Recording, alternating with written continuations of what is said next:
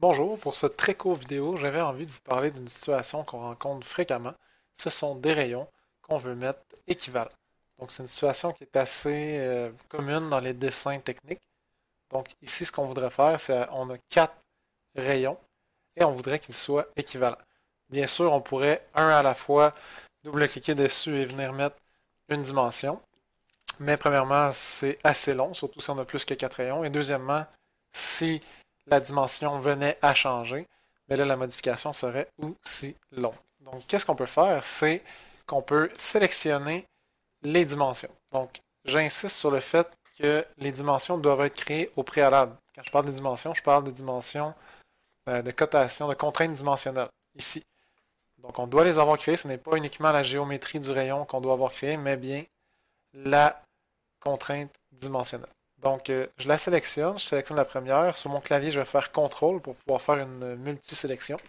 Donc, j'enfonce CTRL et je maintiens le bouton tout le long de la sélection de tous les rayons. Donc, on voit que ça a fonctionné parce que les quatre sont orangés en ce moment, ce qui veut dire qu'ils sont sélectionnés. Par la suite, je m'en viens ici en bas à gauche et je viens cliquer sur équivalence ou Equivalent Dimension en anglais. Le sous-menu apparaît. Déjà, on voit un signe égal partout aux quatre rayons. Les rayons sont ici. Ça paraît un petit peu du charabia ici, mais Katia associe chacune de ces dimensions avec un numéro. Donc nos rayons, on a le rayon 259, 256, 253 et 264. Ce sont des numéros qui sont mis un peu aléatoirement, mais ce sont des numéros uniques que Katia utilise pour représenter la géométrie dans... Bon, je parle de géométrie, mais ça peut être aussi un élément 3D, une extrusion, bref. Tout ce que Katia crée va avoir un numéro unique comme ça. On s'éloigne un petit peu. Ici, on veut avoir la dimension. Donc, les quatre rayons sont là. La dimension est ici. Si on veut 250, on écrit 250. On fait OK. Et voilà, les quatre rayons sont changés en même temps. Et le signe égal est là. Donc, ça veut dire que si je veux changer cette dimension-là, double-clic, je ne peux plus changer uniquement cette dimension. Je dois maintenant changer toutes les dimensions à la fois. Si jamais il y avait un changement dans un dessin et qu'un des rayons devenait indépendant, donc il ne faudrait pas le changer. Par exemple, je ne voudrais pas changer ce rayon ici. On va devoir retourner dans la liste qu'on avait tantôt.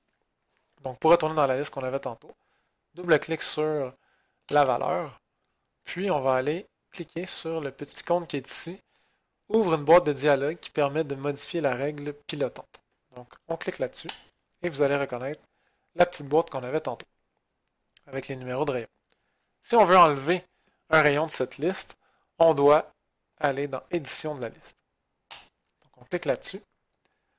Le sous-menu apparaît. Et là, je peux tout simplement, j'en ai aucune idée, mon rayon 256, 264, ça ne me dit absolument rien, mais quand je clique dessus, il s'illumine où est-ce que je veux. Donc nous, c'est lui qu'on voulait enlever de la liste. Tout simplement, cliquer un petit peu au hasard jusqu'à temps que la dimension s'illumine. Et lorsque la dimension est illuminée, donc c'est lui qu'on veut, on sélectionne le bon rayon et on clique sur la flèche de gauche pour enlever le paramètre sélectionné.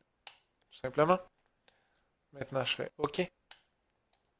OK. OK. Encore une fois. Donc, on voit que le petit symbole égal n'est plus associé. Il n'est plus là, donc il n'est plus associé aux autres. Maintenant, je peux modifier uniquement ce rayon-là sans que ça vienne influencer les autres rayons. Voilà.